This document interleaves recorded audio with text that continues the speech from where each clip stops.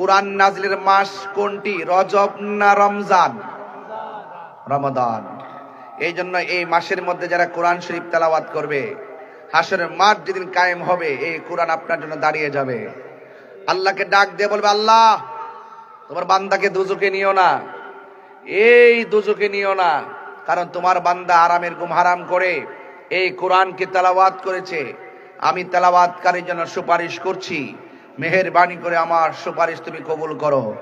আল্লাহর হাবিব হুজুরপুর নূর সাল্লাল্লাহু আলাইহি সাল্লাম বলছেন, ওই হাসরের ময়দানে কোরআনের সুপারিশে তেলাওয়াতকারীকে আমার আল্লাহ জান্নাত দিয়ে দিবেন।